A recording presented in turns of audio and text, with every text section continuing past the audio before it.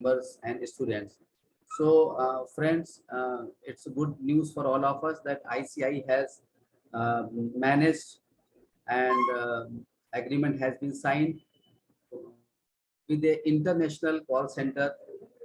The quality of the services will be of international level, and it will be effective within few days. Uh, Another thing is that there is a mega event which is going to be held in the month of November, and which is World Congress of Accountants. Friends, 2 months back, 3 months back, when this announcement was um, circulated between our members, uh, most of our members were thinking about why I should go to Mumbai for this. But when I have gone through the details of the program, and during virtual meetings with our seniors, vice president as well, so I found that it will be very, very important, and maybe some guiding path, guiding factor for all of us, because mm, this opportunity has been given to our country, our ICI, after more than 100 years.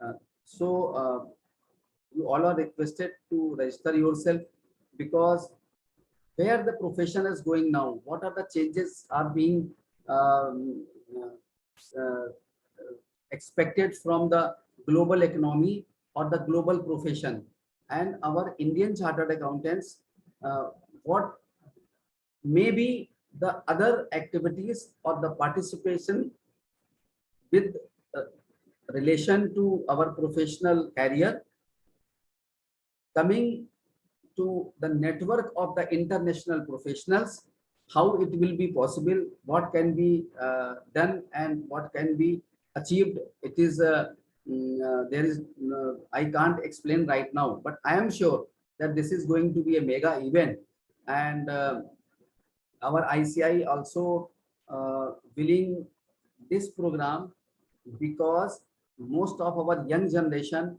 may be thinking about the future of our profession. What will be the future of our profession? What may be the areas where we may diversify our professional services? So I am sure that it will be a very, very fruitful for all of us. So please try to join physically, though virtual participation is also there, but the physical, there is a 4 days program from 18th to 21st, and you all are requested once again to join. Another very important thing, for our female members, that we are also, our ICI is also planning for a campus for our female members, which, for those female members who are interested to provide their services on some part-time basis, work from home. You can say work from home.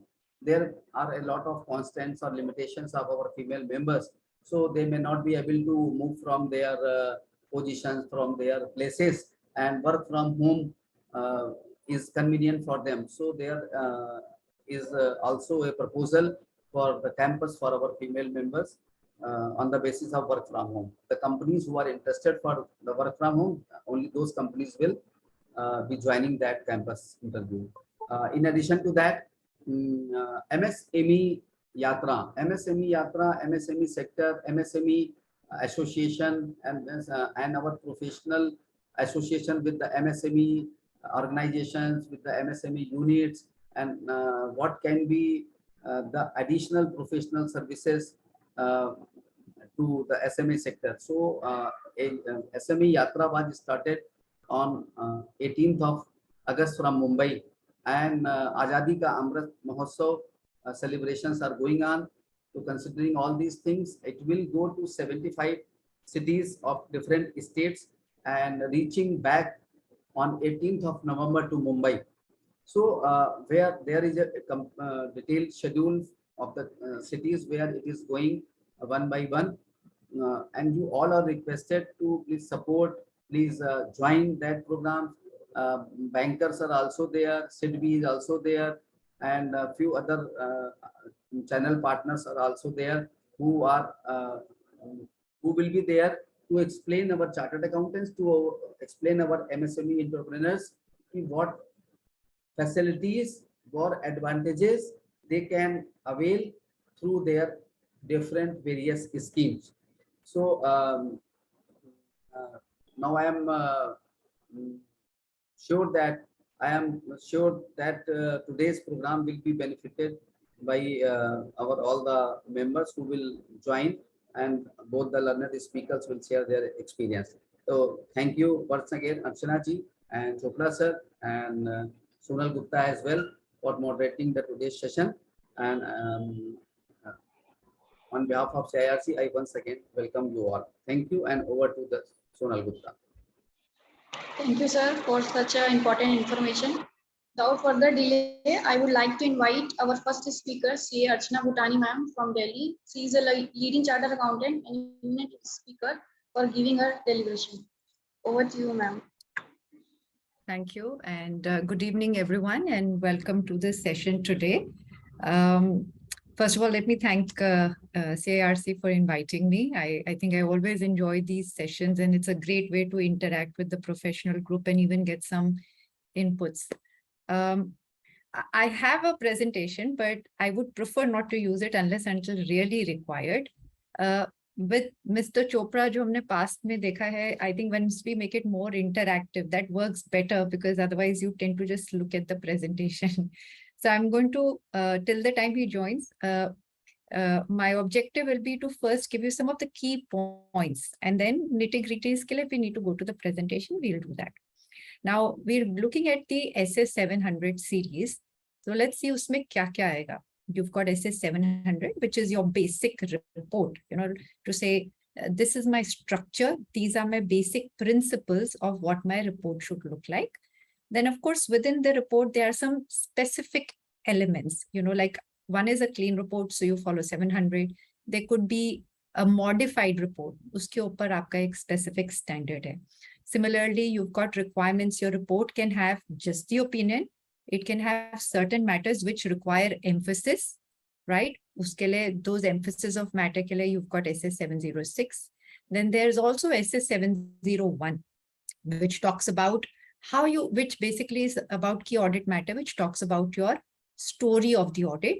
And last is your SS 720, which again is an element of your report, wherein you talk about how does my financial information in the financial statements, is it consistent with the other information that the management gives. So there are few elements. One is the basic element of SS 700, then supplemented by modified EUMs, going concern. Of course, we're not covering that's a SA 570, but going concern, key audit matter, and other information. So that's what the layout is. Now, why are we discussing SS 700 or, the series? I feel it is very important because you may think you have done lots of work, etc. But what is your deliverable? जो stakeholder है, जो user of financial statement है, they don't get to see your file. For them, the deliverable, what you give is the audit report. So it is in a way representative, or this is your place wherein you give or you submit the work that you have done. That's the, and that is why it becomes very important. अगर एक basic, अभी I'm just talking about a very basic elements of SS 700 देखें. So what does it include? Of course, it will talk about who to address it to. Okay, it has to have an opinion, right? Because आपका deliverable ultimately क्या है? You have to give a true and fair view, right? I mean, you have to comment, whether the financials give a true and fair view. It will also talk about what are your responsibilities, what are management responsibilities, right? And there are many elements to it. So that is what SS 700 gives you. Now, also appreciate SS 700 has been revised over the recent years. Why was that done? Okay, 2 or 3 reasons. Agar aap pehle dekhenge, the opinion used to come right in the end. You'll have this whole story about management responsibility, auditor responsibility, this, that. They're saying, no, the reader wants to first know what is it ultimately. So we're saying, okay, we'll start ultimately हमारा opinion क्या है और उसके पीछे की जो story है, whether what was my responsibility, etc., that we'll bring later. So that is why over the years, SS 700 changed, and it said, first, let me give my opinion.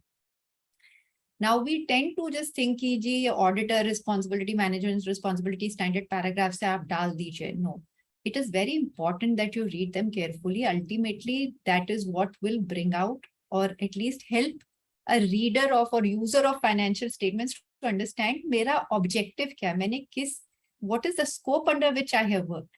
So over the years, सबने ये सुना होगा expectation gap, कि there is an expectation gap between what an audit is and what others expect the audit to be, right? So typically अगर आप देखेंगे audit में gaps क्या रहते हैं, या तो performance gap है, which means this is what the standard required you to do, but आपने नहीं करा. The second is the expectation gap, which is what stakeholders may expect you to do, but the standards don't require you to do. तो ये जो performance gap है, ये जो expectation gap है, उसको ब्रिज करने के लिए जब ऐसे 700 रिवाइज हुआ था, you will see the auditor responsibility and the management responsibility was made much more detailed. बहुत क्लियरली उसके अंदर ब्रिंग आउट किया गया कि हमारी इंटरनल कंट्रोल्स पे क्या है. उसके अंदर स्पेसिफिक कमेंट है, comment is a wrong word, but specific paragraphs है या statements as to going concern पे मेरी responsibility क्या है. So all this was done to kind of help at least bridge कि भाई कोई user अगर मेरा opinion पढ़े तो वो इस context में पढ़े कि मैंने audit opinion किस context में दिया है, internal controls पे मेरे कितना था, inherent limitations audit की क्या है, going concern के अंदर मेरी responsibility क्या है, other information की मेरी क्या है. So over the years, the audit report, these management and auditors responsibility paragraphs have been made much more detailed so that a user has a better appreciation. एक अगर मैं उसमें छोटी सी बात बोलूं, फॉर एग्जाम्पल आप जब मैनेजमेंट रिस्पॉन्सिबिलिटी भी लिखते हैं, मैनेजमेंट लिखना है, दोज चार्ज विद गवर्नेंस लिखना है, बोर्ड लिखना है, स्टैंडर्ड एक्चुअली सेज आप देखिए किसकी रिस्पॉन्सिबिलिटी है फाइनेंशियल रिपोर्टिंग की. So you'll see some of the statements, अगर while ऐसे 700 just talks about management, but when you look at the law, and because काफी चीजों में management के साथ board की भी responsibility है, usually you will see the title coming as responsibilities of the management and board. फिर नीचे जो sentences हैं, कई चीजों में जैसे oversight की responsibility तो board के पास है, so वहाँ पे oversight पे आप board को refer करेंगे, कई चीजों में आप management and board दोनों को refer करेंगे. So quite often लोगों को ये confusion रहती है, मुझे management लिखना है, मुझे board लिखना है. It all depends upon responsibility क्या है. So over the years, I'm just trying to say this is very important to appreciate that एक ये जो first opinion आ रहा है, so that the reader knows कि ultimately मेरा deliverable क्या है. उसके बाद basis of opinion है, और फिर आप ये सारी responsibilities दे रहे हैं. These responsibilities are very critical to make sure a stakeholder understands in what context have I given this opinion. And जब आप opinion देखेंगे, it is addressed to shareholders. अगर Companies Act में ये नहीं है, so then किसको address करना है? So typically you address the report to the party which appoints you. Okay, so this is a very basic structure. और अब उसके हम nuances देखेंगे. Now let me also talk about कि भी हमारा framework क्या है. अगर आप auditing framework में जब reporting को देखें, there is something called a general purpose framework, then there is called a special purpose framework. General purpose framework means कि ये framework वो है जो wider number of users के लिए use करा जाएगा. So it could be your investors, it could be analysts, it could be bankers, it could be regulatory authorities. The framework which is used for decision making by a wider number of stakeholders, वो आपका general purpose framework माना जाता है. So statutory audit आपका typical general purpose में होता है. Then there is something called a special purpose. Obviously something which is not a general purpose is special purpose, which means उसके अंदर general purpose framework से departure है. Now अगर आप technicalities में जाएंगे definition में, तो standard ये भी कहता है कि general purpose framework is something which recognizes at times you may need to give more disclosures or information than what the standard requires. So if I as an auditor, or when I'm looking at, or as a preparer when I'm looking at the financial statements, maybe standard में नहीं लिखा कि आपको X disclosure चाहिए, but I believe this disclosure is necessary for true and fair view, तो मेरा framework मुझे additional information देने की परमिशन दे, जो हमारा इंडियस देता है या ESB देता है. And it also the framework should also recognize that at times you may need a true and fair view override. So ये features अगर आपके framework में हो तो वो general purpose माना जाता है. So if you look at it, अगर मैं एक बड़ा simplistic company angle से दूं, तो AS या IND-AS depending upon क्या applicable है, that would typically be a general purpose financial statement for a company जिसको AS और IND-AS लिखता है. The second is कि भाई अगर मेरा एक बैंकर कहता है नहीं जी आप ऐसे करिए कि आप ECL तो स्टैंडर्ड ऐसे कहता है, लेकिन मुझे तो आपका प्रोविजन ऑन डेटर्स X तरीके से चाहिए. Maybe they want a more conservative way of determining than even what the standard requires. Then they can give you some specific requirements. So the minute you depart from a general purpose framework, that becomes a special purpose. And special purpose framework usually या तो law के कारण आएगा या किसी stakeholder जैसे banker के agreement के कारण आएगा, किसी specific reason से आएगा, and that report is used by that party only. It is not widely circulated usually. So ये आपका framework हो गया. SA 700 is usually used for a general purpose financial statement. So we've even got Sir joining us now. So far all that I've done is I've given them these two frameworks. No, please go ahead. And also just the structure of what SA 700 is and the relevance of the of why SA 700 is so important for us. Then I will move on to the next part of that. When we were talking about what all elements are there in reporting. ये तो हो गया एक normal course में. Now let's say when I do an audit, right? I realize that there is some, as an auditor, there is some non-compliance, right? How do I bring out that non-compliance? Let's say I discuss with the management, there is a disagreement between the management and the auditor. Management doesn't adjust for the financial statements, or let's say, even if it wants to adjust, there is scope limitation. It does not have the information, So then in that case, how is my reporting impacted? That then I issue what is called a modified opinion, which means कि ये opinion true and fair पूरा नहीं है. Now they can be various. It can be अगर आपका deviation या departure from true and fair, little है in that sense, आप एक qualified opinion दे सकते हैं, which means it's not pervasive. आपका एक material error है या material departure from gap है, but it is not pervasive. The second is to say जी बहुत ही pervasive है, इतना pervasive है कि आपका opinion ही पूरा wrong हो जाता है, ये financials true and fair है ही नहीं, तो उस केस में आप adverse देते हैं. So it's either a clean in case there is no departure, or you have a qualified if there is material but not pervasive. अगर pervasive है कि भाई in a way ये जो number आप मुझे दे रहे हैं, this is really useless for me to make any decision. बड़ा simple अगर मैं लूँ, let's say कंपनी ने कोई प्रोविजन नहीं किया लिटिगेशन का, या फिर लेट्स से उसका एक सिचुएशन है जहाँ पे इन्वेंट्री के लिए उसने इंपेयर नहीं करा या पीपी इंपेयर नहीं किया, और इम्पैक्ट इतना है कि मेरा प्रॉफिट लिटरली उड़ जाता है, 0 हो जाता है या नेगेटिव हो जाता है या 80% खत्म हो जाता है, then the number that the financial statement is giving to the user is actually not relevant. In that case you say it is adverse. और एक थर्ड सिचुएशन है जिसमें आप कहते हैं जी डिपार्चर तो है but I am not able to really, or let's say departure hai ya nahi, I'm not able to make a decision. Okay. In that case, you say I'm not able to form an opinion, and then you give a disclaimer.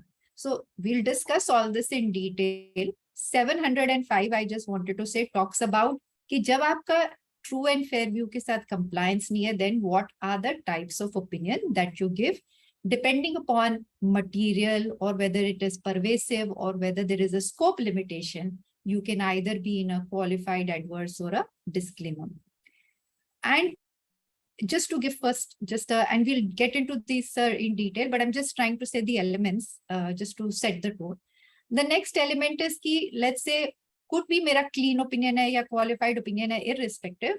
But as part of the audit, I find that there are certain matters which are so fundamental that I need to bring them to the attention of the user of financial statements. So it's not an error, it is not a matter of qualification, but it is so important that I need to bring it to the attention. So let's say कि मैंने financial statements बनाए, मेरी एक scheme है जिसमें मेरा एक division है जो 40% ऑफ माय बिजनेस रिप्रेजेंट करता है, that scheme is pending with NCLT और ये मेरा बिजनेस चले जाएगा। Now is this not fundamental? मेरा अगर आज कोई मैं किसी यूजर को वो एम्फेसाइज ना करूं, I want them to know मेरा पीएनएल अभी तो ये है, next year probably this 40% will not be coming in again. So अगर कोई यूजर एक डिसीजन मेकिंग करना चाहता है तो वो ये ध्यान में रखे कि नेक्स्ट ईयर ये वाला बिजनेस से आपको कुछ नहीं आएगा, right? So you may give the disclosure in the, of course you will have to give the disclosure in the notes to the accounts, but it is so fundamental, इतना significant है कि आप कहते हैं कि मैं मेन रिपोर्ट पे emphasise करूं कि जब ये आप फाइनेंशियल स्टेटमेंट्स देख रहे हैं आप इसको मद्देनजर रख के then you should look at everything.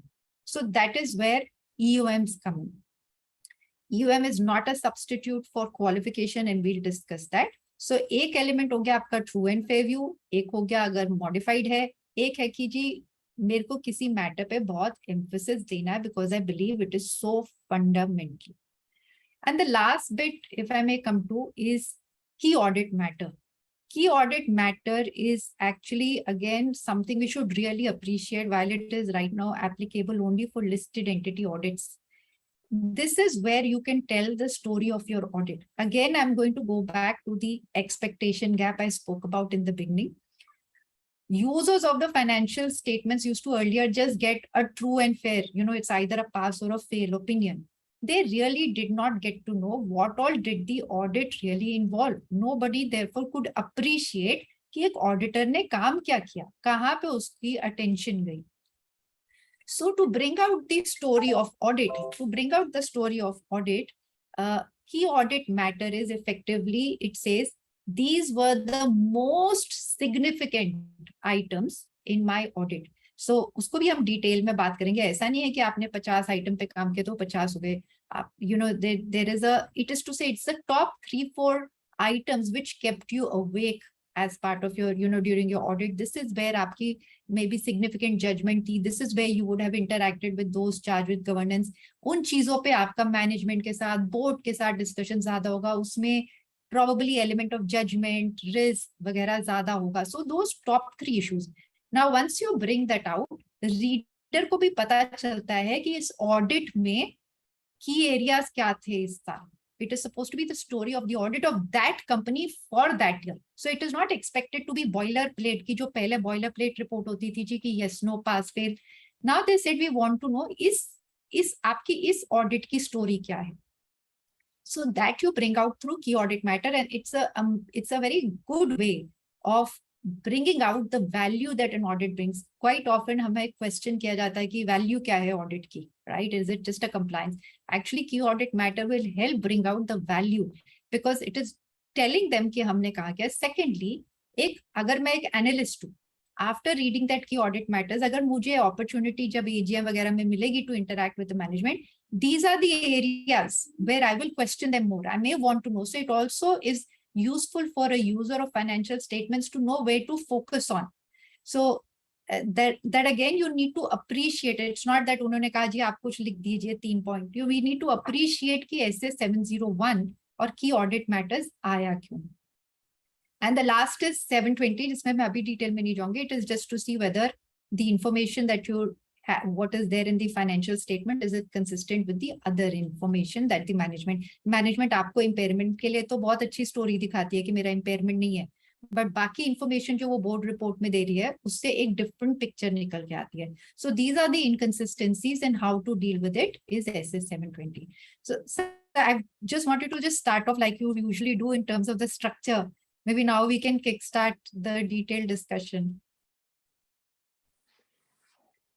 Thank you, Archana. And sorry for joining late. Actually, I had a board meeting before this. So I actually exited from there half an hour before because I thought let me join your discussions also and find out as to what you are doing. And thanks to Atulji for this particular program. But if I look at the number of the attendees, it looks like 700, 701, 705, 7020 की कोई खास अहमियत है नहीं. Membership की नज़र में, to be very honest, क्योंकि अगर 42 लोग अटेंड कर रहे हैं इस पर्टिकुलर सेमिनार को ऑर्गेनाइज बाय रीजनल काउंसिल, तो this itself is a reflection on what the membership feels about the various auditing standards. Anyway, that does not actually in any way I can say हमारी responsibility कम नहीं होती है as a speaker when we come. लोग 5 हों, 10 हों, 15 हों, 5,000 हों, whatever is the number of people, we have to deliver it in the same spirit and with the same vigor for that matter. अर्चना, मैं सबसे पहले तो जितने भी लोग हैं उनको जो अटेंड कर रहे हैं, ये जो सुनेंगे YouTube पे अगर रिलीज होगा, if at all they have the time to listen to it, I would like to tell them that I think you have already talked about the basic structure of SS 700. मुझे उसमें कुछ चीजों पे बहुत जोर मारना है और उस पे आपका रिएक्शन मैं लूंगा, और सोनल भी I can see on the screen actually, thanks to Sonal also. Number one that I will like to say is that all this audit report has undergone a change post Enron, if you really ask me. 98-99 तक report में कोई बहुत लंबी चौड़ी change नहीं थी. Companies act के अंदर एक रिपोर्ट का फॉर्मेट था, कंपनीज एक्ट का जो रिपोर्ट का फॉर्मेट था वही रिप्रोड्यूस हो जाता था, वही 6 लाइनें थी. अगर that we have obtained all the information and explanation for the purpose of our audit, these books, this balance sheet and profit and loss account are in agreement with the books of accounts, etc., etc. और उसके बाद आप एक opinion दे देते थे, और opinion भी ये होता था सब्जेक्टिव और एक्सेप्टिव, और very frankly till one particular point of time people were not even aware कि कोई डिस्क्लेमर चीज भी होती है पूरी रिपोर्टिंग के अंदर. सबको ये तो मालूम था कि नॉट ट्रू एंड फेयर होता है और क्वालिफाइड ओपिनियन होता है, इतना तो मालूम था, और एक क्लीन रिपोर्ट होती है, बट लोगों को डिस्क्लेमर के बारे में बहुत कम पता था.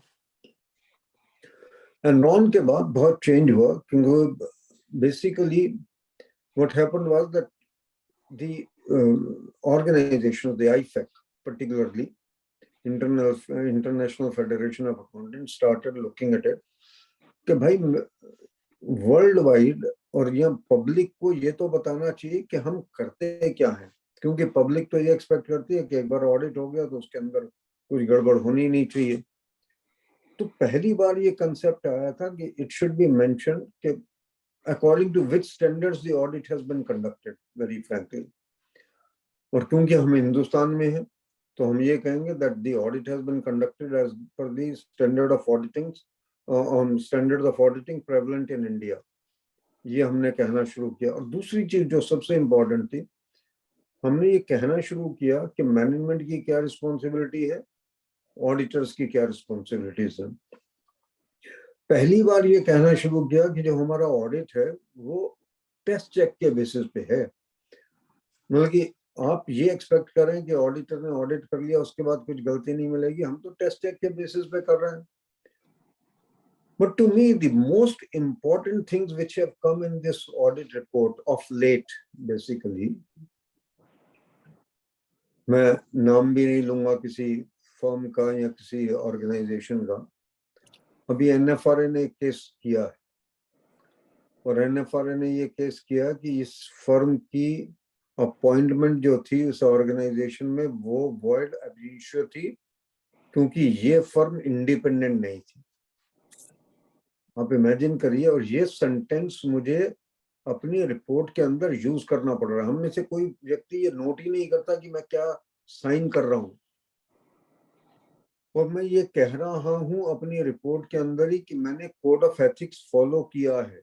और कोड ऑफ एथिक्स में one of the most important क्या मेरे हिसाब से सबसे ज्यादा इंपॉर्टेंट एंगल जो है वो है इंडिपेंडेंस का. और अगर मैं इंडिपेंडेंट नहीं हूं तो मेरी रिपोर्ट इंडिपेंडेंट नहीं हो सकती.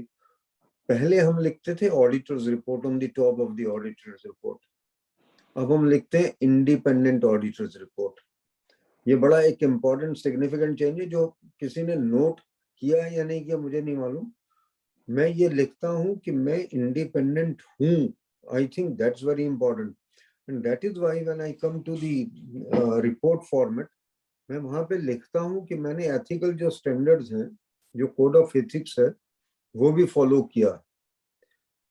अब इसमें जब मैं इंडिपेंडेंस की बात करता हूं तो उन्होंने क्या कहा ना, एनएफआरए ने क्या कहा. एनएफआरए ने ये कहा कि भाई आप यहाँ पे तो ऑडिट कर रहे थे इनका, और आपका जो मेन नेटवर्क है वो इसी कंपनी को वर्ल्ड वाइड कंसल्टेंसी दे रहा था, तो आप इंडिपेंडेंट कैसे थे?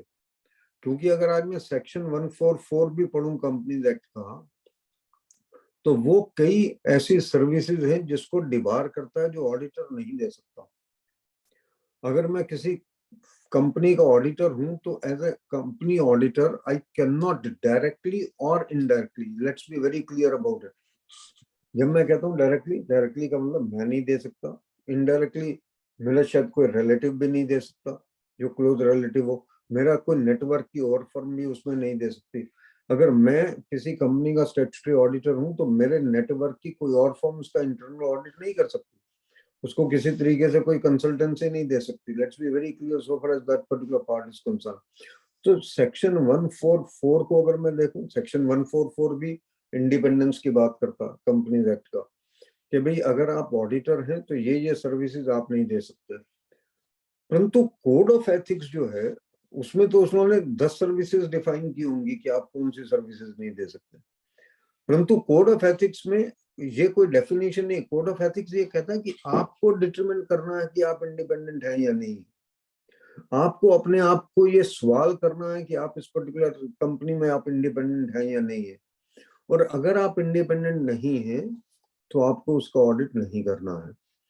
मैं ये बात इसलिए बार बार इतनी गहराई में जाके कह रहा हूं क्योंकि हम इस बात की चिंता नहीं करते, और जब अब कभी एनएफआरए में केस जाएगा या डिसिप्लिनरी कमेटी में केस जाएगा तो ये सब चीजों पे चर्चा होगी कि क्या आप इंडिपेंडेंट थे भी या नहीं थे. Let's be very clear about this particular part of independence from the code of ethics point of view. और दूसरी बात जो मैं कहना चाहता हूँ, और उस पर मैं फिर अर्चना का भी कमेंट मांगूंगा, हम हमेशा ये समझते रहे हैं as auditors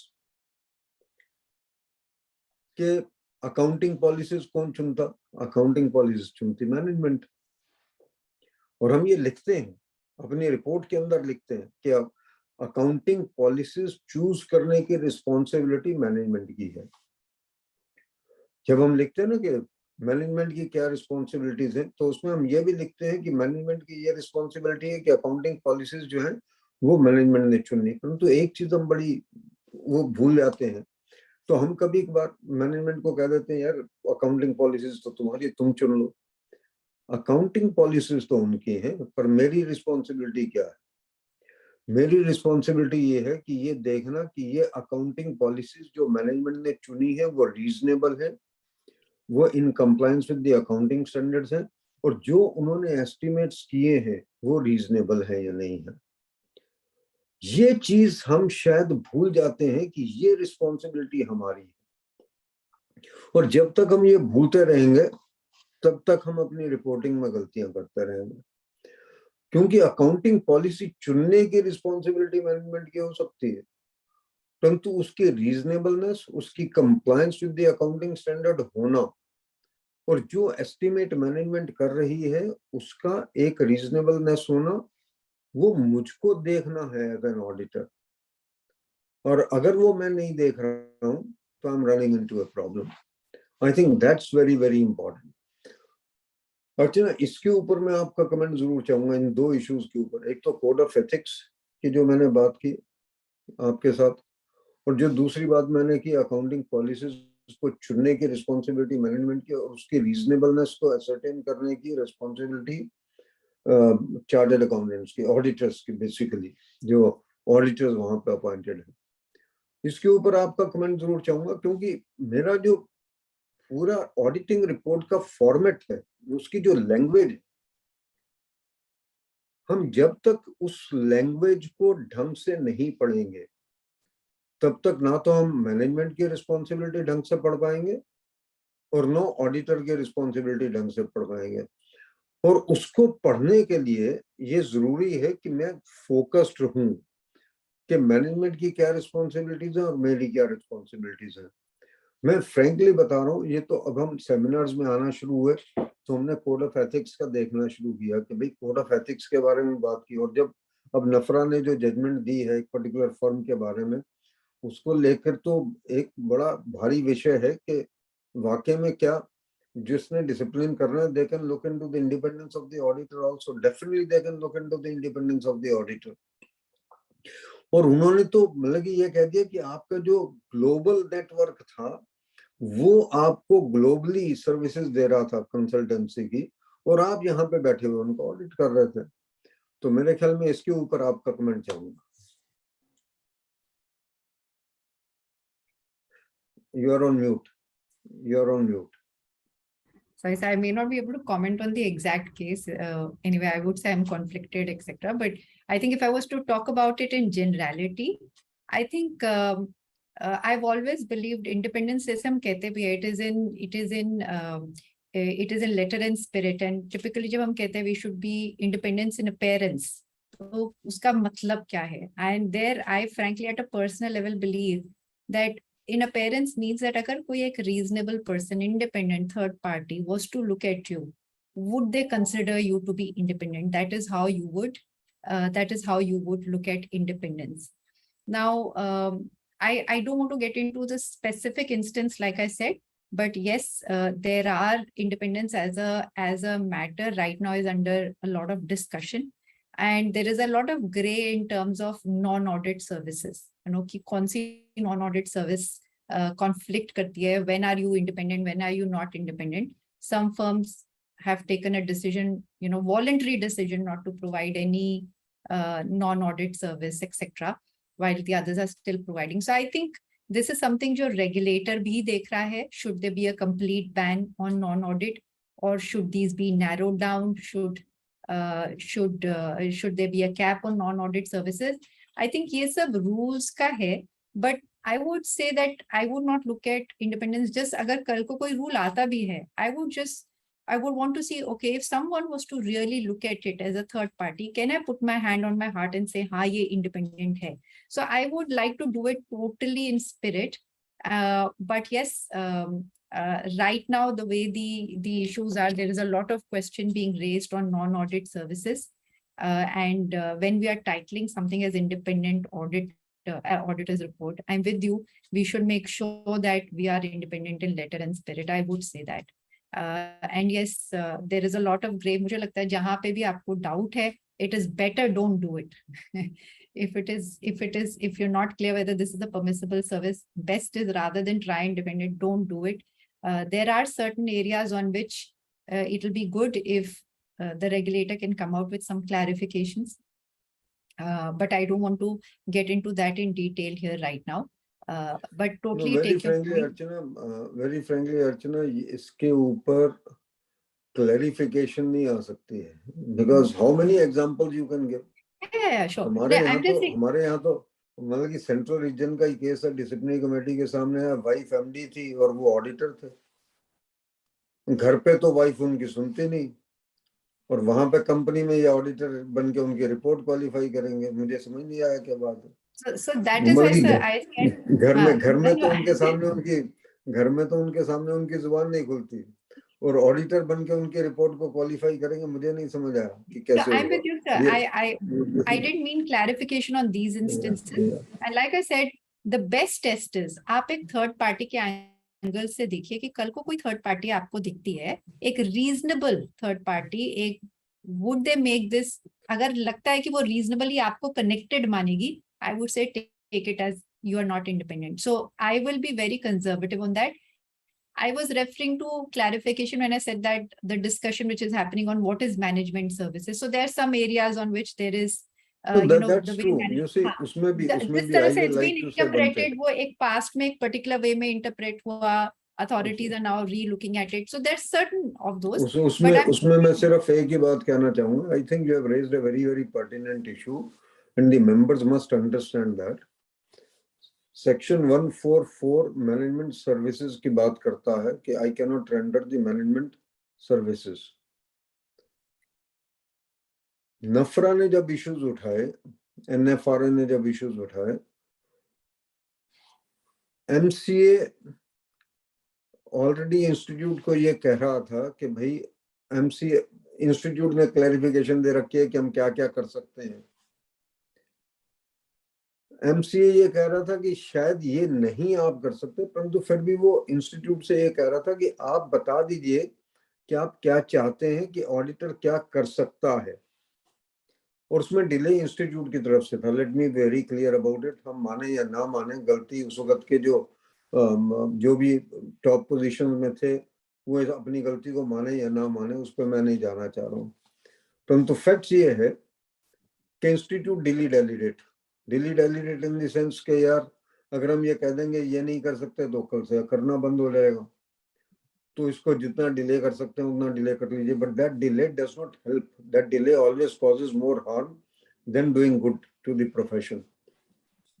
in between NFRA took up the cases, और NFRA ने तो ये मान लिया कि भी आप किसी भी तरीके का कोई भी काम नहीं कर सकते।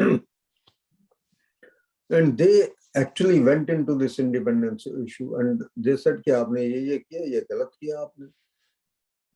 होना ये चाहिए था, NFRA खुद MCA से ये कहता, होना ये चाहिए था, that's my feeling even as a member of NFRA, कि MCA के साथ एक कोऑर्डिनेशन कमेटी बनती, NFRA की, इंस्टीट्यूट की और MCA की, और वो ये डिसाइड करते कि कौन कौन सी सर्विसेज एक ऑडिटर दे सकता है और कौन कौन सी सर्विसेज नहीं दे सकता है, और फिर उसकी प्रोस्पेक्टिव इम्प्लीमेंटेशन की जाती है बजाय रिट्रोस्पेक्टिव इम्प्लीमेंटेशन के।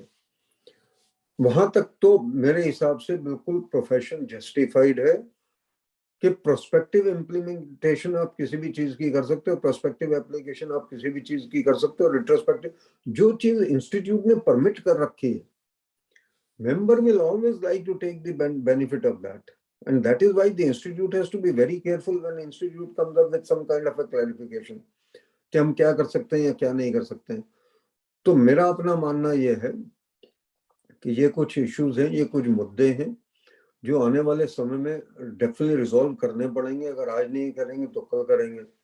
तो मेंबर को आज की डेट में मेरा ये हाथ जोड़ के गुजारिश है, मैं ये कह सकता हूँ, I will say with folded hands to all the membership, gone are the days, वो चलता वाला कंसेप्ट अब चलेगा नहीं, it can not work any more. वो चलता वाला कंसेप्ट इसलिए भी खत्म हो गया कि everything is getting into the IT system, there is a plethora of information which is available at the door step of the government. MCA के पास भी हर तरीके की इंफॉर्मेशन अब आपके बारे में अवेलेबल है, ऑडिटर के बारे में भी, कंपनी के बारे में भी। So you will be caught here और देयर, कहीं ना कहीं पे वो लिंकेज होगी इंफॉर्मेशन की और कहीं ना कहीं गड़बड़ होगी। तो don't get into this middle in any case. तो मेरी रिक्वेस्ट ये है कि अपनी इंडिपेंडेंस को इंश्योर करिए, और इंश्योर करने के बाद जो भी आपने करना करिए, जो प्रोफेशनली आप कर सकते हैं उसको जरूर करिए। मैं I am not denying that particular benefit to any of the members. और अभी जो CLC की रिकमेंडेशंस हैं, CLC of the government, not of the institute, let me very clear, I happen to be a member of that along with mister Ramaswamy and Rajeev Sahu. हमने यही कहा है, उसमें रिकमेंड यही किया, और मेरा ख्याल गवर्नमेंट ये पास कर देगी आने वाले सेशंस में, कि जहां तक तो छोटी कंपनीज का सवाल है, क्योंकि हमने वहां पे बड़ा क्लियरली ये कहा कि जो मुफस्सिल टाउन्स में लोग बैठे हैं, they render all kind of services, taxation services also. Probably in the times to come, you may not be able to render even taxation services to the people whom you are actually auditing. In the case of the public interest entities I am talking of. So one will have to be extremely careful so far as this particular part is concerned. That's one part that I wanted to say. When I came in, you were talking about 705, 706 and 701 with regard to the key audit matters. देखिए, सबसे important मुझे जो लगता है वो है की audit matter, जो हम समझ ही नहीं पाए, though it is applicable only to the listed entities. परंतु मैं ये नहीं समझता कि CIRC में ऐसे लोग नहीं है जो लिस्टेड एंटिटीज का ऑडिट नहीं कर रहे होंगे, वहां पे भी लिस्टेड एंटिटीज भी हैं, कर भी रहे होंगे।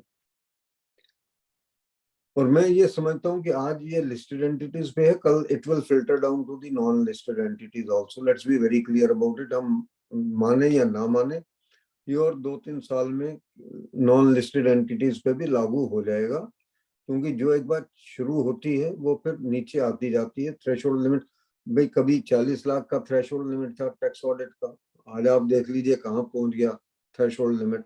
सो this will always keep on changing. What I am trying to say is, की ऑडिट मैटर का मतलब ये है, the matters which I am supposed to communicate with the people charged with the governance. 260 ऐसे 260 में चला गया मैं, पर ऐसे 260 में मैं 10 मैटर्स को डिस्कस करता हूं उनके साथ. मुझे 10 मैटर्स की फिगर नहीं है.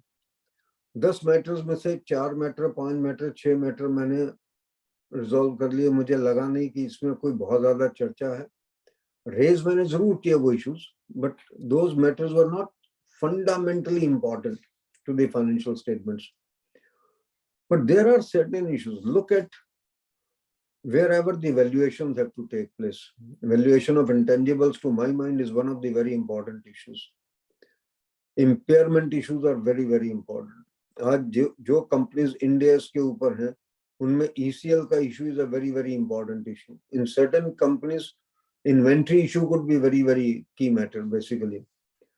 जो मैटर आप पूरे ऑडिट के दौरान मैनेजमेंट के साथ डिस्कस करते आए, दैट बिकम्स ए की ऑडिट मैटर.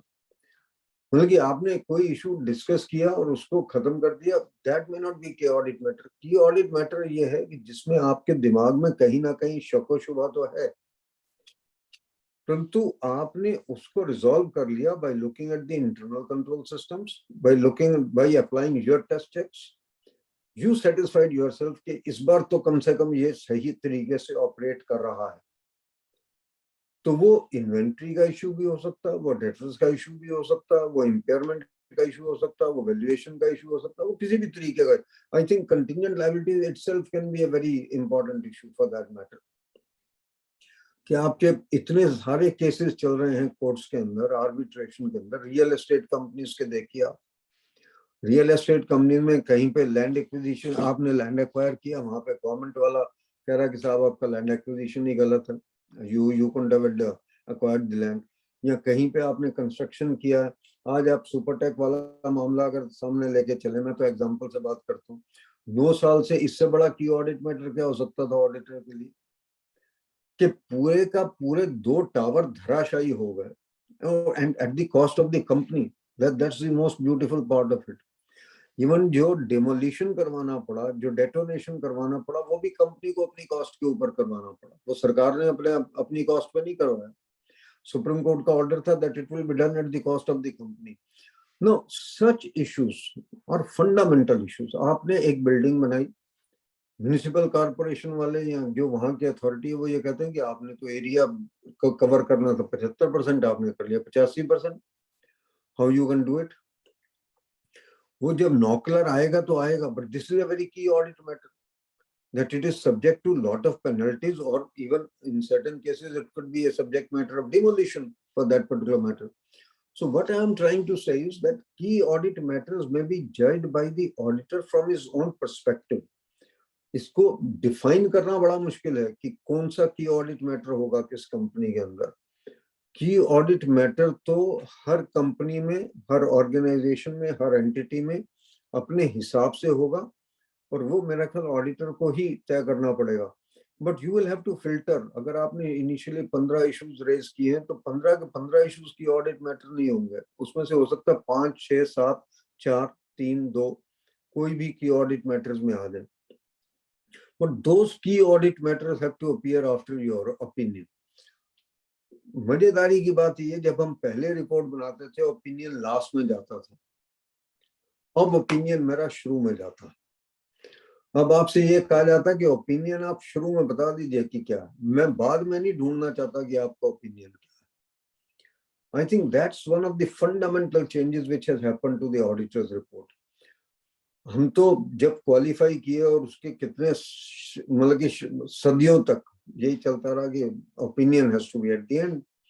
अब वो ये कहता कि opinion has to be in the beginning. और उसके बाद वो कहता है कि फिर आप लिखना शुरू करिए कि आपके इसमें की ऑडिट मैटर्स क्या थे। पर की audit matter is not a subject matter of qualification, let's be very clear about it. Similarly जो आपने एम्फेसिस ऑफ मैटर की बात की थी, ईओएम की बात की थी अंडर 706, आप यूएम तो देंगे परंतु UM is not a subject matter of qualification. अब बिल्कुल क्लियरली लिखते हैं कि ये मेरा की ऑडिट मैटर है पर सब्जेक्ट मैटर ऑफ क्वालिफिकेशन नहीं। और की ऑडिट मैटर जो अनरिजॉल्व रह गया, की ऑडिट मैटर जिसमें आपकी तसल्ली नहीं, वो तो कहीं ना कहीं क्वालिफिकेशन का या डिस्क्लेमर का पार्ट बनेगा। बेसिकली की ऑडिट मैटर का मतलब ये है कि आपका इश्यू तो बहुत सिग्निफिकेंट था, आपके लिए बहुत क्रिटिकल था, फंडामेंटल था, परंतु आप उसने उसको रिजॉल्व कर लिया by applying the checks, by looking at the internal control systems and by doing whatever alternate audit procedures you had to perform on that। और यही आप अपने की ऑडिट मैटर के सामने लिखते हैं कि आपका की ऑडिट मैटर क्या था और आपने इसको रिजॉल्व कैसे किया। और अगर आपका अनरिजॉल्व है, then I'm very sure that it will either go to the qualification or go to the disclaimer। You just can't have an unresolved की audit matter in any case। अगर आपको ये लगता है कि इम्पेयरमेंट को आप नहीं चेक कर पाए हैं तो आप क्या करेंगे? Either you will qualify or you will give a disclaimer। आपने इम्पेयरमेंट की बात की, आपने ये कहा कि हमने इसके assumptions, presumptions देख ली हैं और हमें आज की डेट में इससे तसल्ली है कि ये ठीक है। अगर आपकी तसल्ली नहीं है तो फिर तो कुछ और होगा मेरे अपने हिसाब से। If you have any comment about it, please let me know। So I'll just quickly, just for easy reference of the participants, I just want to share one slide which will capture what you are saying, if that is fine. Just give me 1 second. So I think if you were to see this, this actually communicates, jo sir ne kaha, you first start with matters communicated to those charged with governance. Then you find out which were the ones which required significant auditor attention. So अगर आपने those charged with governance से 15 item करे, उसमें से significant auditor attention किसमें चाहिए थी, फिर आप उसको further drill down करेंगे, which were the ones which were of most significance। ये जो आप right side, sorry left side पे देखेंगे, most significant। So एक है significant auditor attention, एक है most significant। So you further drill down, and just like sir explained, what would be these usual, I mean, what would these key audit matters usually be? So as you will see on the box on the right, typically आपका कहाँ पे discussion होगा discussion on areas where the risk of assessed risk of material misstatement or significant risk is high, right? Or areas where auditor or management judgment involved है, or maybe there is a significant event during the current year। Let's say आपने कोई business combination किया जिसमें purchase price allocation किया, तो valuation, fair valuation बड़ा significant है, या आपने रिवैल्यूएशन ऑफ अपना पीपी करा। सो टिपिकली अगर कोई सिग्निफिकेंट इवेंट हुआ या कोई सिग्निफिकेंट ट्रांजैक्शन हुआ, these are the items that were your significant attention would be required. और आप फिर उसमें से like I said further most significant करेंगे। So usually these will be the areas. 2 points which I wanted to share here. One is there is always a confusion कि कौन सा item EOM और कौन सा item key audit matter है, right? That is the first bit. So EOM अगर आप देखेंगे, it is to highlight, like I said, what is fundamental about the financial statements. So आप EOM में highlight करना चाहते हैं कि मेरे financial statement में ऐसी क्या बात है which requires your attention. Key audit matter is more about your audit. आपने audit पे time कहाँ लगाया. So it is not necessarily about financial statement का कोई नोट को आप रेफर करना चाहते हैं, वैसी बात नहीं है। So but there will be, while there is slight, there is also an interaction। Obviously अगर कोई चीज हुई which is very fundamental, chances है आपने उसके ऊपर टाइम भी ज्यादा लगाएगा, it would have taken you more of your attention। Similarly like sir said, अगर कोई qualification है, one is to say उन्होंने तो impairment कराई नहीं, so obviously I didn't have to do many procedures। But let's say there is a disagreement on valuation or whatever, so or on some estimate, and therefore even to disagree I had done quite a bit of effort and time was spent on it, it required a lot of judgment to be made। Then there could be times when something which is fundamental, जो मेरा EOM का item है और मेरा qualification का item है, पर से वो मेरा key audit matter भी है, in the sense कि मैंने उसके ऊपर time and attention, it acquired most significance। But just to explain what sir said, कि अगर मेरा modification, let's say अगर valuation was a modified thing as well as it required most significant attention, then I would still, it doesn't mean कि आप qualified या modified opinion ना दें, आप तब भी modified opinion देंगे.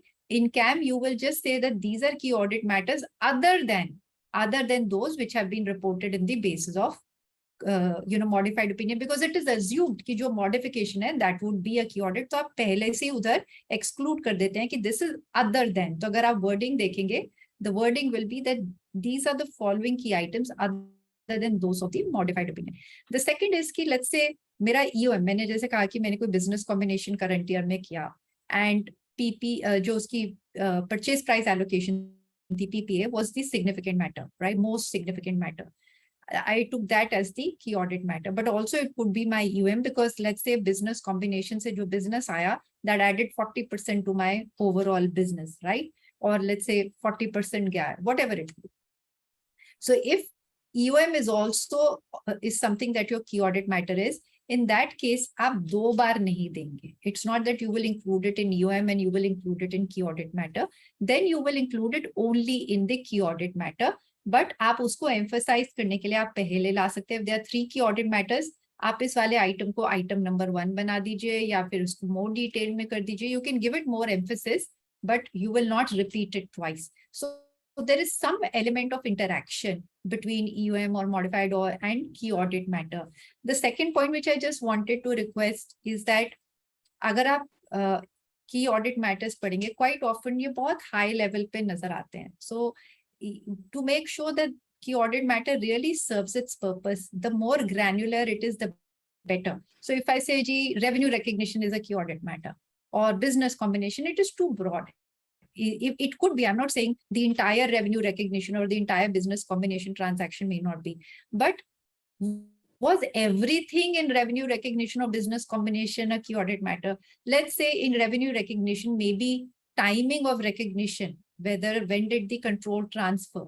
That could be a key audit matter. Maybe that was what required attention. Maybe, measurement of revenue was not an issue, only timing was. Or secondly, it could be, let's say there was variable consideration. Timing was not an issue, but measurement of variable consideration was an issue.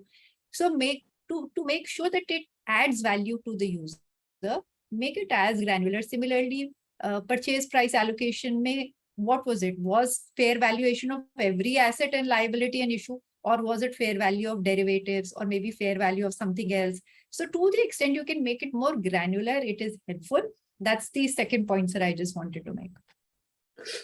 No, very well said, Archana, because you see, अगर मैं यही कहता रहूं कि revenue recognition is a key audit matter, it serves no purpose at all. Revenue recognition में भी ये तो बोलना ही पड़ेगा ना कि टाइमिंग का है या किसी और चीज का है. You take the case of the airline industry. अब एयरलाइन इंडस्ट्री में तो फ्रीक्वेंट फ्लायर पॉइंट्स का issue itself can be one of the key audit matters, very frankly, कि उनकी वैल्यूएशन आपको कैसे करनी है और उसका रेवेन्यू में से क्या क्या ट्रीटमेंट करना है. तो ये सब चीजें हमें देखनी पड़ेंगी. और आपने जो एक बात कही, मैं उसमें फिर जा रहा हूँ कि पर उसको मैं थोड़ा सा आपको मॉडिफाई करना चाह रहा हूँ. बेसिकली आपने ये कहा कि की audit matter need not necessarily be linked with the financial statement, it is more of A audit matter. For audit matter related with the financial statements in any case. Let's be very clear about it. I think what I wanted to say was it's not linked to a note. It is not necessarily while I'll cross-refer to it. EOM और key audit matter में फर्क एक ही है कि EOM आप देते हैं with a figure related in the financial statements कि आप उसको explain करना चाहते हैं. You want to give a clarification with regard to that, और आप अटेंशन ड्रॉ करना चाहते हैं रीडर्स की कि भाई इसको किस तरीके से आप पढ़ सकते हैं. जबकि की ऑडिट मैटर के अंदर आप ये बताना चाह रहे हैं कि इसमें ये जो बना है, ढांचा जो बना है, इसके अंदर ये दिक्कतें थी, इसमें ये इश्यूज थे मेन, इनको हमने रिजॉल्व करने की कोशिश की है, जो क्वालिफिकेशंस में नहीं है, जो मॉडिफिकेशंस में नहीं है. और मॉडिफिकेशन में होता तो फिर की ऑडिट मैटर में नहीं होता. It's as simple as that basically. Let's be clear on that. और जो आइटम भी आपका मॉडिफिकेशन में चला गया या क्वालिफिकेशन में चला गया, वो ना तो ईओएम में आएगा ना की ऑडिट मैटर में आएगा. So let's be very clear so far as this particular part is concerned, and that is why whenever we give a key audit matter or EOM, we always say it is not a subject matter of qualification. Let's be very clear so far as that particular part is concerned. दूसरी बात जो मैं कहना चाह रहा हूँ और उस पर मैं चर्चा चाह रहा हूँ, 705 पे आ रहा हूँ मैं सीधा अब। जब मैं 705 की बात करता हूँ तो उसमें it talks of modifications to the report. ये कहता है कि भाई यहाँ तो आप क्लीन रिपोर्ट दे सकते हैं, 700 में आपके पास कुछ है ही नहीं कहने को, आप ये सब कहते हैं सब कुछ ठीक ठाक चल रहा है, यहाँ पे तो पेशेंट का हाल बिल्कुल ठीक है, किसी तरीके से कोई दिक्कत नहीं है, अब आप इसको घर ले जा सकते हैं, ये आईसीयू में से भी निकल गया, जनरल वार्ड में से भी निकल गया, now you take him home and he can enjoy very good life. There is absolutely no doubt so far as that part is concern.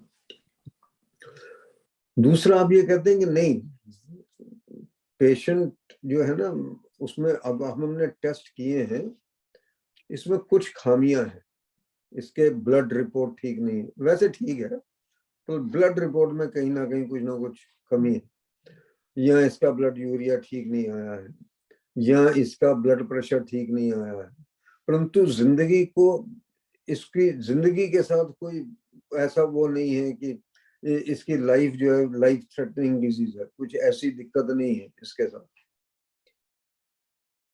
एक ये हो सकता है कि आप ये कहेंगे साहब हमें तो ये पता ही नहीं कि ये कितने, अब मैं डॉक्टर हूं और ट्रीट कर रहा हूँ, वेंटिलेटर पे उसका डाला हुआ, मैं ये नहीं बता सकता कि अब ये 2 घंटे जिएगा या 3 घंटे जिएगा। I am unable to express an opinion itself, कि मैं एज ए डॉक्टर भी ये नहीं बता सकता कि ये कितनी देर तक और चलेगा, ये नहीं चलेगा, इसकी टर्मिनल डिजीज है, and I can not tell how much time he will live और ही विल नॉट लिव। और तीसरी सिचुएशन ये है कि बंदा तो मरा हुआ, मैं ये कह जा रहा हूँ ठीक है, तो वहां तो आपको कहीं ना कहीं कुछ और ओपिनियन देना पड़ेगा। इसके ऊपर मैंने पहले भी जहाँ पे हम गए थे, अर्चना आपको याद हो तो मैंने एग्जांपल दिया था, डिप्टी CNA जी आए थे 1988-89 में हमारे एक प्रोग्राम में नॉर्दर्न इंडिया रीजनल काउंसिल पे। क्योंकि जब मैं नॉट ट्रू एंड फेयर की बात करता हूँ, क्वालिफाइड रिपोर्ट की बात करता हूँ, आपने ऑलरेडी ये कह दिया, क्वालिफाइड रिपोर्ट का मतलब तो ये है कि एक किसी आइटम के ऊपर मेरा डिस्प्यूट है, डिसएग्रीमेंट है, परंतु उसका इफेक्ट ऑल परवेसिव नहीं है, पूरी बैलेंस शीट को नहीं बदलता, पूरे P&L को नहीं बदल रहा बेसिकली, परंतु हाँ उसका इम्पैक्ट जरूर आएगा। और मैं ये बताना चाह रहा हूँ अपने रीडर्स को कि भाई जब भी आप इसकी फिगर्स को पढ़ें, इसके इस इफेक्ट को पढ़ के करें कि इसका अंडरस्टेटमेंट या ओवरस्टेटमेंट किसी पर्टिकुलर आइटम के ऊपर कितना है। और अगर ऑल परवेसिव है तो फिर तो नॉट ट्रू एंड फेयर है, और अगर ऑल परवेसिव नहीं है तो मैं कहूंगा एक्सेप्ट फॉर और subject to this it shows true and fair view. तो वो डिप्टी CNA जी साहब ने, त्यागराजन जी होते थे, if I am not mistaken the name was mister Thyagarajan, he came to our seminar and they said कि यार एक उस वक्त क्या हुआ था कि हिमाचल की रिपोर्ट आई थी, हिमाचल पब्लिक सेक्टर अंडरटेकिंग, और उसमें ऑडिटर ने करीबन 180 से ऊपर क्वालिफिकेशन दी थी, सिर्फ 180 से ऊपर क्वालिफिकेशन थी, 182 थी, 184 थी, अब तो एग्जैक्ट नंबर ध्यान नहीं, परंतु 184 या 180, मैं कहता हूँ 180 थी, 180 क्वालिफिकेशन देने के बाद उसने नीचे जाकर लिखा subject to it shows true and fair view. 180 qualification देने के बाद तो ये भी नहीं लगता कि कंपनी बचेगी नहीं बचेगी, है भी या नहीं है। मैं तो कहता हूँ कभी कभार तो एक क्वालिफिकेशन देने के बाद भी नहीं पता लगता कि कंपनी का हाल क्या होगा। अब जिस कंपनी में आपने 180 क्वालिफिकेशन दे दी हो और उसके बाद आप ये कहें subject to this it shows true and fair view, तो त्यागराजन साहब बोले यार कभी कभार आपके ऑडिटर का सर्टिफिकेट ऐसा लगता है, रिपोर्ट ऐसी लगती है कि एक डॉक्टर सर्टिफिकेट दे रहा है that the brain is dead, kidneys are gone, liver is not functioning, subject to this patient is healthy. कहने लगे यार ये क्या रिपोर्ट है, what kind of report is this. आपकी रिपोर्ट कहीं ना कहीं पे कुछ ना कुछ तो ट्रू एंड फेयर व्यू दिखाए। तो मुझे अभी तक याद है जब 1999 में जब हम काउंसिल में आए पहली बार, तो छाजड़ साहब जब प्रेसिडेंट थे या वाइस प्रेसिडेंट थे, तो उस वक्त हमने एक स्टेटमेंट होता था हमारा स्टेटमेंट ऑन ऑडिटर्स क्वालिफिकेशंस। अब तो वो विड्रॉ हो गया, जब 700, 705, 706 आ गए तो वो स्टेटमेंट विड्रॉ हो गया, परंतु इंटेंट वही है। Let's be very clear about it. तो उस वक्त हमने ये कहा कि अगर आपकी क्वालिफिकेशंस का इम्पैक्ट ये है कि profit figure gets converted into a loss और loss figure gets converted into a profit, जो कभी नहीं होगा, हमेशा ये होगा। अगर आपने क्वालिफिकेशन दिया तो हमेशा प्रॉफिट की फिगर लॉस में ही कन्वर्ट होगी, सच्ची बात तो यही है। या प्रॉफिट सब्सटेंशियली एरोड हो जाए या लॉसेस सब्सटेंशियली इंक्रीज होते हैं उसके साथ, in that case auditor mandatorily, not recommendatory, auditor के पास ऑप्शन नहीं है। उस केस में ऑडिटर को ये कहना पड़ेगा that this does not show true and fair view, पर अनफॉर्चुनेटली हिम्मत नहीं है।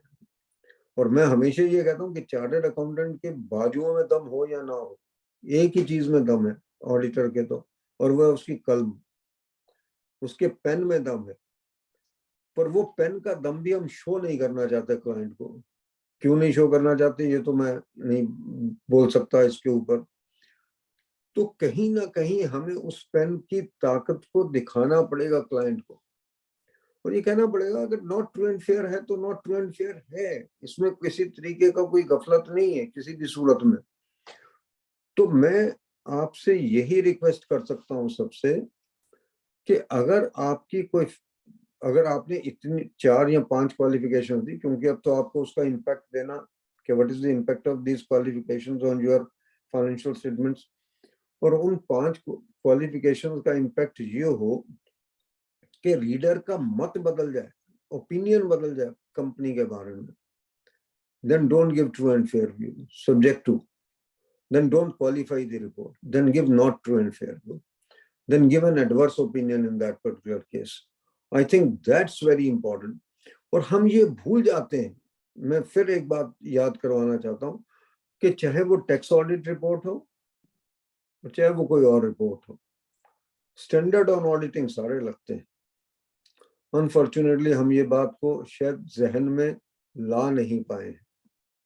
हम जब भी बात करते हैं ना 700, 701, 705, 706, हम सिर्फ बात करते हैं कंपनीज के पर्सपेक्टिव में। That's not right. ये जितना भी 705, 706 है, 701 छोड़ दीजिए क्योंकि मैं public interest entities, listed entities की बात करता हूँ, परंतु 700, 705, 706 ये तो सारे का सारा किसी भी ऑडिट के ऊपर एप्लीकेबल है, किसी भी ऑडिटर रिपोर्ट के ऊपर एप्लीकेबल। आप स्कूल की रिपोर्ट बनाते हैं, आप किसी ट्रस्ट की रिपोर्ट बनाते हैं, आप किसी प्रोप्राइटरी की रिपोर्ट बनाते हैं, आप किसी पार्टनरशिप फर्म की रिपोर्ट बनाते हैं, अगर उसमें आपको ये लगता है कि इसका ट्रू एंड फेयर व्यू नहीं बनता है तो आपको उसमें ये कहना पड़ेगा कि इसका ट्रू एंड फेयर व्यू नहीं है।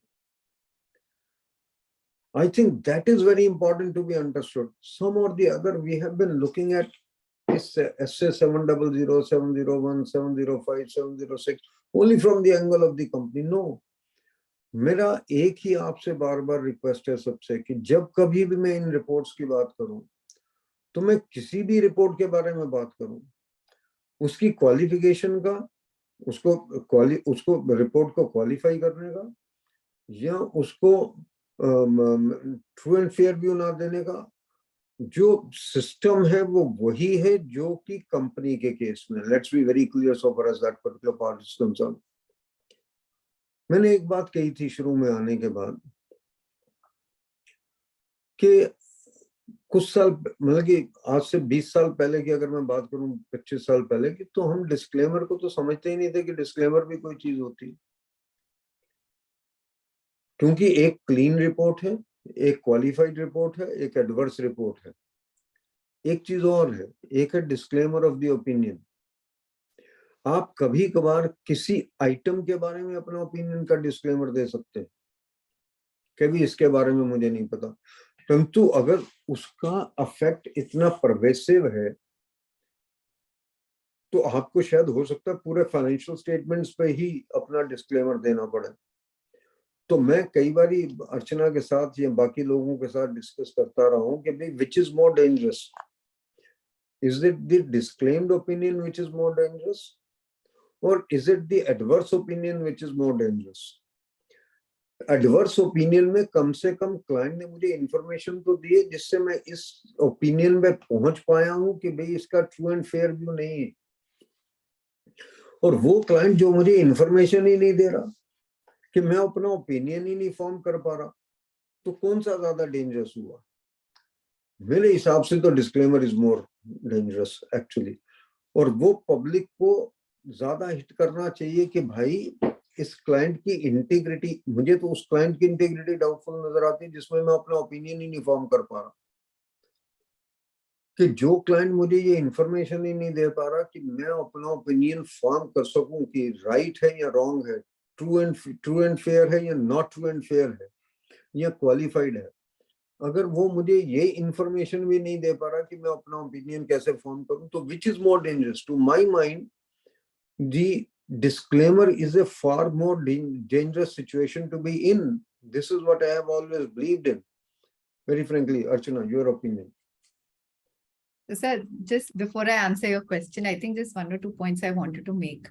I think when we're talking about modified opinions, and we also spoke about EOM, there is a tendency that many feel, acha, audit report mein kuch aa jayega, to I'm protected. So there is a tendency to garb, if I can use that word, a modification as an EOM. So I think we need to be very careful that something which requires a modification, we are not, kind of trying to close it by just giving an EOM.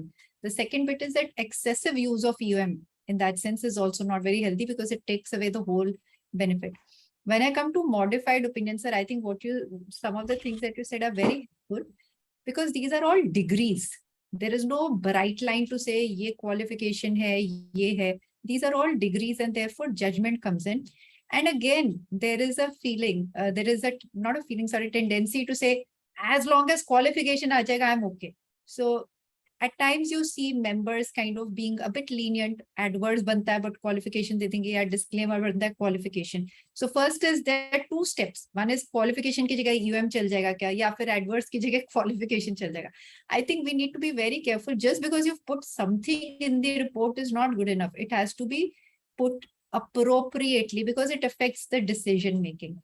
The second I wanted to just say, where again from personal experience, is there's a lot of confusion when is something pervasive.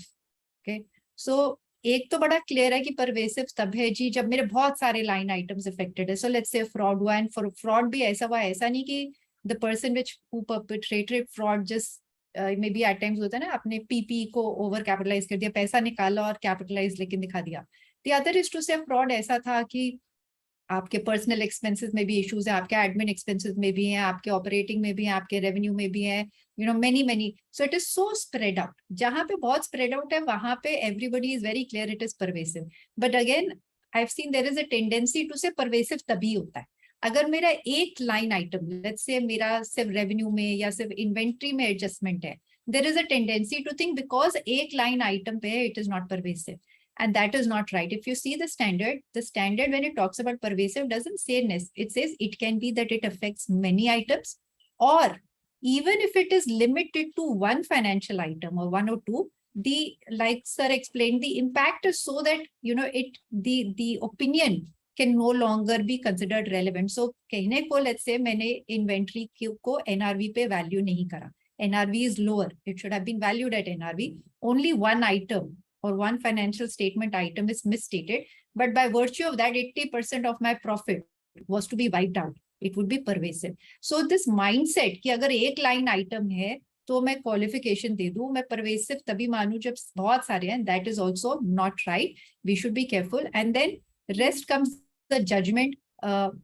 Like I think I don't want to kind of waste time on it. Sir ने बहुत अच्छी तरह beautiful बता दिया example in terms of कहाँ पे थोड़ी सी खामियां, कहाँ पे क्या है. So you need to see the extent of misstatement and then decide, can this opinion actually be used? One is to say it can be used subject to some adjustment.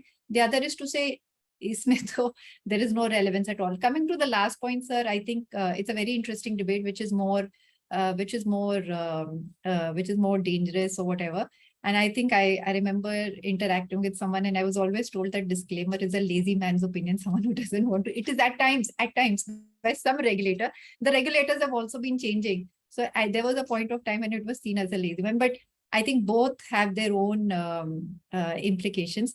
You're right. I would say disclaimer. When I look at it from a reader, it is very this thing, because reader gets nothing. But I'll tell you, sir, when you look at company का अगर company के angle से देखे, they're happy if the reader is not able to make out. But if I say it is not true and fair from a company perspective, so I'm just saying, company, from a company perspective, they feel that अगर आपने लिख दिया this is not true and fair, it's a very harsh statement for them. If it's a disclaimer, they'll say okay ji, at least they'll try and kind of give a picture that no, not everything is wrong or whatever. But yes, from a reader perspective, when I look at it, I totally agree with you.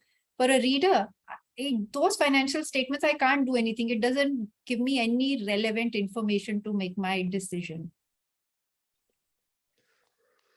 720, if you would like to take up, and Yeah, sure. then Sure. very frankly, that will also be more or less applicable more in the case of the listed entities than in the case of the non-listed. हालांकि applicable non-listed में भी है. Yes, sir. Let me tell everybody here that when we talk of asset 720, there is only one objective. Objective ये है कि जो आपके financial statements में दिया गया है और जो बाकी इंफॉर्मेशन अवेलेबल है आपके पास, इंफॉर्मेशन अवेलेबल कैसे होगी कि एनुअल रिपोर्ट मिल जाए आपको, डायरेक्टर्स रिपोर्ट मिल जाए. अब मुश्किल ये है कि प्राइवेट लिमिटेड कंपनीज में, मैं अर्चना फिर वहीं पे आ रहा हूँ जो मैं पिछली डिस्कशन में बोलता रहा हूँ, हमारे यहाँ पे डायरेक्टर्स रिपोर्ट देते कब है ऑडिटर को? डायरेक्टर रिपोर्ट तो बाद में बनती है, ऑडिटर रिपोर्ट पहले बनती है. तो डायरेक्टर रिपोर्ट पहले बनती ही नहीं. और प्राइवेट लिमिटेड कंपनीज के केस में तो आई कैन से 99.9% केसेस में नहीं बनती पहले. लिस्टेड एंटिटीज में तो फिर ऑडिटर कहीं ना कहीं कह ले कि जी मुझे डायरेक्टर रिपोर्ट चाहिए, परंतु in the case of the private limited companies they don't give the director report because the day the accounts are adopted, the director's report is not available. Let's be very clear about it. Asset 20 कुछ भी कहता रहे, ये शायद मैं बार बार एक बात कहता हूँ, there is a need to Indianize the auditing standards also. Foreign में क्या practices हैं, this may be different. India में क्या practice है, that is altogether different. और प्राइवेट लिमिटेड कंपनी के केस में वो कहते हैं डायरेक्टर रिपोर्ट बनाएंगे जिस वक्त एनुअल जनरल मीटिंग का नोटिस देना होगा उस वक्त बनाएंगे डायरेक्टर्स रिपोर्ट. अब तब तक तो ऑडिट होके खत्म हो गया. उस वक्त जब ऑडिटर, और पर ये सबसे बड़ी समस्या यही है कि जब ऑडिट आपने कर लिया, जब तक तो ऑडिट नहीं किया और डायरेक्टर रिपोर्ट आपके सामने आ गई जिसमें कोई कन्फ्लिक्टिंग इंफॉर्मेशन है. अब कन्फ्लिक्टिंग इंफॉर्मेशन ये हो सकती है कि आप तो सब कुछ पॉजिटिव ही दिखा रहे हो अपनी कंपनी के बारे में फाइनेंशियल स्टेटमेंट में, और आप जो आपकी डायरेक्टर्स रिपोर्ट है उसमें आप कई चीजें बोल सकते हैं. आप ये कह रहे हैं कि हमने तो इतनी कैपिटल कमिटमेंट कर दी जो कैपिटल कमिटमेंट आपने शो ही नहीं कर रखी अपनी फाइनेंशियल स्टेटमेंट्स के अंदर. ये भी पॉसिबल है कि आपने ये कहा कि हमने इतने प्रोजेक्ट अप्रूव कर दिए जो हमने कमिट कर लिए और वो कैपिटल कमिटमेंट आपने कहीं पे फाइनेंशियल स्टेटमेंट में शो नहीं कर रखी, या आप किसी एक फॉरेन पार्टी के बारे में लेके चिंतित है, वो आप डायरेक्टर्स रिपोर्ट में बात कर रहे हैं, वो आपने कहीं नहीं डाल रखा यहाँ के अंदर, या आपने कोई बिजनेस श्रिंक होने की बात वहां पे की है जो यहाँ पे कहीं पे रिफ्लेक्ट नहीं हो रहा आपके, या कोई आपकी गवर्नमेंट पॉलिसी की आपने बात की है जिसके तहत की सब्सिडी मिलेगी या नहीं मिलेगी उसके बारे में कहीं पे कोई जिक्र नहीं. तो ये सब जब कॉन्ट्रडिक्टरी इंफॉर्मेशन हैं basically compare to the director's report and the financial statements, asset 720 उन्हीं के साथ डील करता है और ये कहता है कि भाई अगर आपके पास ये इंफॉर्मेशन है तो आप मैनेजमेंट के पास जाओ, उसे कहो कि फाइनेंशियल स्टेटमेंट्स चेंज करो, और अगर वो नहीं चेंज करते then it talks of certain actions to be taken by the auditor. और मजेदारी की बात ये है कि आपने अगर अगर आपने साइन कर दी अपनी audit report, already financial statement sign करके दे दिए, और उसके बाद आपने बाद में पढ़ी डायरेक्टर्स रिपोर्ट, और डायरेक्टर्स रिपोर्ट में कोई ऐसी कंट्राडिक्शन आई, या प्रेस में कोई कंट्राडिक्शन आई, या कहीं पे और contradiction I, then how to go about that, safeguarding your position. I think that is the basic challenge of SA 720. SA 720 की अपनी रेलेवेंस बहुत जबरदस्त है, इसमें किसी तरीके का कोई शको शुबा नहीं, क्योंकि ये फैक्ट है कि कई कंपनीज की, अगर आप बैलेंस शीट्स पढ़ें, मैं यहाँ पे एग्जांपल देना चाहूँ तो दे सकता हूँ, लोगों ने डेफर्ड टैक्स एसेट क्रिएट किए और डायरेक्टर्स रिपोर्ट में आप लिखे जा रहे हैं कि साहब हम तो लॉस ही, हमारी तो लॉस ही आते रहेंगे, तो डेफर्ड टैक्स एसेट रियलाइज कैसे होगा, चाहे अनअब्जॉर्ब्ड डेप्रिसिएशन का होगा या कैरिड फॉरवर्ड का लॉसेस का होगा। तो मेरे ख्याल में ये सब चीजें जो हैं ये अपने आप में इम्पोर्टेंट हैं, परंतु इसका जो समाधान है, इसकी जो सोल्यूशन है, वो बहुत डिफिकल्ट है। अर्चना। So, sir, I think I'll start with the first point you made on listed and unlisted. So, yes, the standard applies to both, right? Yeah. And I will just take 1 minute to distinguish the responsibility in both of them. As far as a listed entity is concerned, the responsibility of the auditor to look at this inconsistency is whether he has received the information before or after the report. So, अगर auditor सोचे कि नहीं जी मैं तो बाद में ले लूं, तो मैं कहूंगा मुझे काम ही नहीं करना, inconsistency देखनी नहीं. There is no relaxation as far as the auditor responsibility is concerned. Auditor responsibility will remain whether or not you get the other information before or after the report.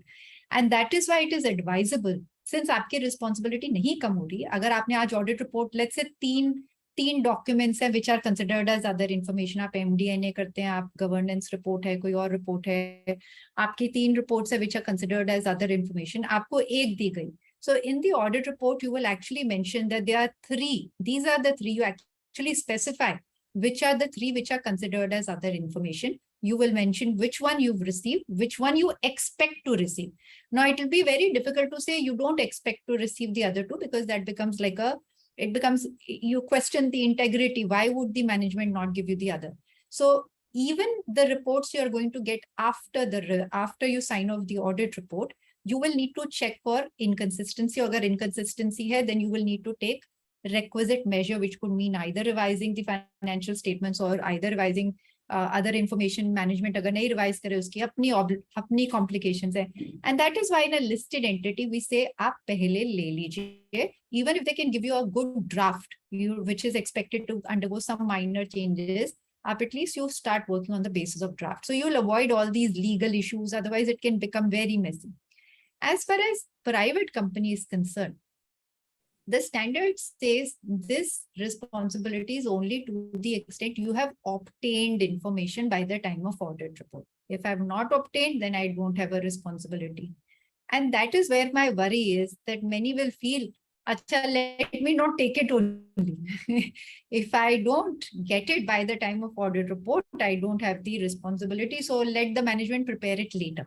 Now, that is a very short-term perspective or a very short view of this situation. आपने अपनी reporting वहां पे तो avoid कर दी, but imagine the risk you are taking. कल को कोई inconsistency थी, जैसे सर ने deferred tax की कही, management ने आपको in a private company other information नहीं दी. Tomorrow something like this blows up, you will be put into a challenging situation. So there is a tendency, what I will do is I'll tell the management, don't give me the board report till the time, even if it can, sir. Okay, don't give it to me, because then I don't have to do that, because my responsibility is only to the extent received. But I'm telling you, as a professional, it is not in your interest. In your interest to safeguard your risk, there is merit that you take it to protect yourself. Kal ko kuch nikla difference. You may say, listen, meri responsibility nahi thi, but as an auditor, you have you're supposed to know many things about the company. Someone could say you didn't challenge. Let's say, जैसे sir ने कहा, board report में तो उन्होंने बड़ा negative picture दिया of business, but impairment के लिए, financial statements के लिए, they give you a very, very, optimistic projections. Now, tomorrow, you may say, I didn't get the board report by the time I signed off, but someone can say, then you did not challenge the assumptions. So do not look at it to say, "Acha, because my responsibility limited hai, I can get away with it." It is not in your interest, I would say that. And sir, you are right. This is where a mindset change is required. That is where I feel asset 720 is a very important standard, but unfortunately, it has not got the appreciation or the attention it deserves. We can use this to engage better with the management. We can use this to demonstrate our own value and to even safeguard our risk. But it is totally, I feel it's just not even read by many. मैं सब attendants को एक ही बात बोलना चाह रहा हूँ कि देखिए, जब आप कंपनीज ऑडिट में हैं, खास तौर पे, बाकियों में तो डायरेक्टर्स रिपोर्ट वगैरह आएगी नहीं, कहीं पे भी आएगी तो कंपनीज में ही आएगी। हालांकि बाकियों में भी इंफॉर्मेशन दूसरी आ सकती है, there is no doubt about it, but if I have to pick up from annual report or director's report, this is only the company from where I can pick up. मैं सब attendants को एक ही बात कहना चाह रहा हूँ कि भाई अपना माइंडसेट बदलिए। Under companies act today, under 143(9) and 143(10), I confirm as an auditor that I have complied with all auditing standards. और ऐसे 720 भी एक स्टैंडर्ड ही है ऑन ऑडिटिंग। तो इसका मतलब ये है कि सब के सब स्टैंडर्ड मेरे जो हैं वो मैंडेटरी हैं टू बी फॉलोड। ऐसे 720 भी मेरा मैंडेटरी स्टैंडर्ड है टू बी फॉलोड। इसका मतलब ये है कि मैं इनडायरेक्टली और इनडायरेक्टली क्या डायरेक्टली ये कह रहा हूँ कि मैंने 720 फॉलो किया, मैंने उनसे रिपोर्ट मांगी है और उन्होंने रिपोर्ट दी है या नहीं दी। अगर नहीं दी तो आप लिख दीजिए अपने ऐसे 720 में, ऐसे उसके कंप्लायंस में कि जी मुझे नहीं दी गई रिपोर्ट, जो भी आपने करना वो कर लीजिए। परंतु फैक्चुअल पोजीशन ये है कि ऐसे 720 मैंडेटरी है, और अगर ऐसे 720 मैंडेटरी है तो आपको उसको कंप्लाई भी करना, और अगर आप उसको कंप्लाई करना तो उसका तरीका भी आपको ढूंढना। हालांकि मैं ये कह रहा हूँ, बार बार ये बात कह रहा हूँ, और मैंने NFRA में भी, अगर आपको याद हो अर्चना, तो मैंने ये बोला था उस दिन कि भाई आप किसी भी तरीके से इन स्टैंडर्ड्स को इंडियनाइज करो। जो चीज हिंदुस्तान में होती नहीं, आप उस पर रिस्पॉन्सिबिलिटी ऑडिटर्स की डाले जा रहे हो, वो ठीक नहीं है। परंतु जब तक वो नहीं होता है तब तक तो जो स्टैंडर्ड एग्जिस्टेंस में है उसी को फॉलो करना पड़ेगा, और एसए 720 को फॉलो करना पड़ेगा। एसए 720 बिल्कुल क्लियर है कि अगर आपने private limited company, listed entity के कंपनी केस में, तो वो ये कहता है जो इंफॉर्मेशन आपको मिली है या मिल सकती है की बात करता है, और अनलिस्टेड में कहता है जो मिली है आपको। परंतु एजीएम से पहले तो आपको वो इंफॉर्मेशन मिल जाएगी in any case, because as an auditor you will receive the notice. तो अगर उसमें इनकंसिस्टेंसी है तो आपको जो उसके स्टेप्स हैं वो तो आप लेने पड़ेंगे ना। तो मेरा कहने का अभिप्राय सिर्फ इतना ही है कि अनलिस्टेड के केस में आपको जो इंफॉर्मेशन मिली है, अनलिस्टेड के केस में, लिस्टेड के केस में जो इंफॉर्मेशन आपकी इवन एंटाइटलमेंट है, मिली है या नहीं मिली इज नॉट इम्पोर्टेंट, जो आपकी इवन एंटाइटलमेंट है टू गेट इट, उसको आपको देखना है।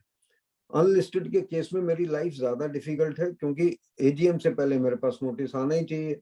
इन any case as an auditor I should be receiving the notice, और अगर मुझे नोटिस आएगा तो डायरेक्टर्स रिपोर्ट भी आएगी, और अब मुझे डायरेक्टर्स रिपोर्ट ही नहीं आ रही तो फिर मैंने देखा क्या है।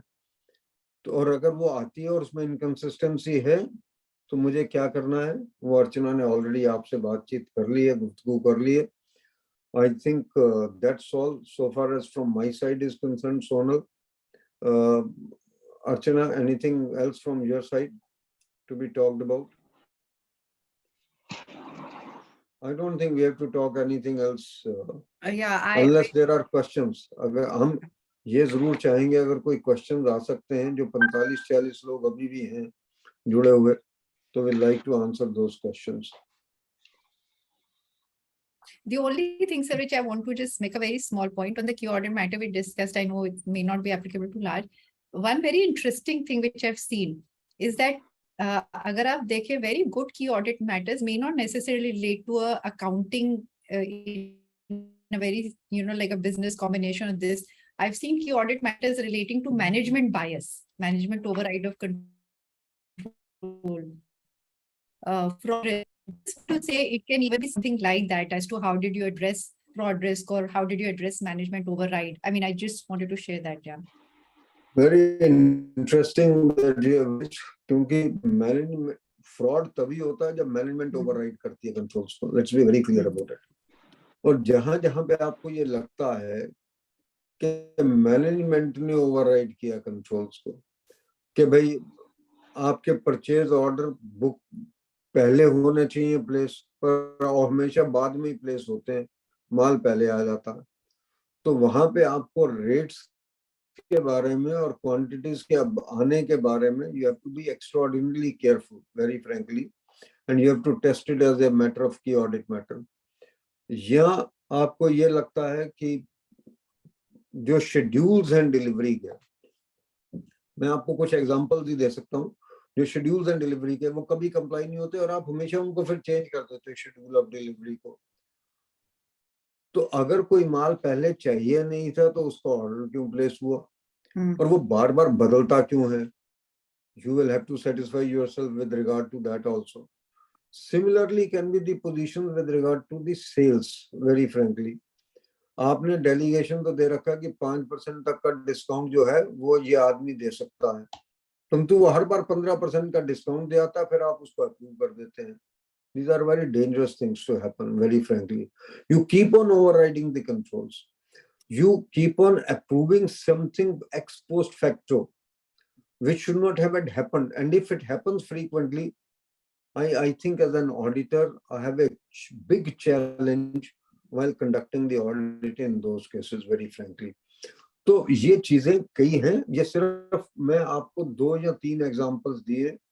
There can be many more examples basically with regard there to. There can be examples with regard to the capital work in progress. There can be examples with regard to the purchase of the properties basically. आप हमेशा किसी को advance दे देते हो purchase of property के लिए, फिर वो एडवांस वापस आ जाता. क्यों आ जाता भाई वो एडवांस वापस? आप प्रॉपर्टी कभी खरीदते नहीं हो. तो ये सब चीजें जो हैं आपको देखनी पड़ेंगी.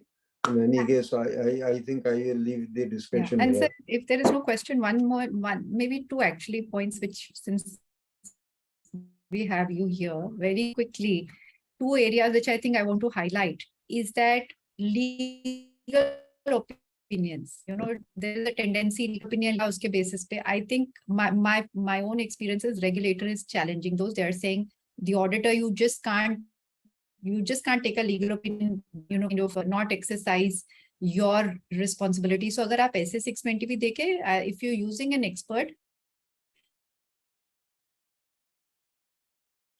you have to make sure the assumptions basis are reasonable. So management वो ही लीगल ओपिनियन लेके आएगा जो उसको सपोर्ट करता है. अगर उसको 3 में से 2 ऐसे मिले थे जो सपोर्ट नहीं करता और 1 करता, वो आपको वो एक ही दिखाएगा. So I think one is that, and the reason why I am raising this legal opinion sir is there is a lot of judgment which is required, especially in litigations.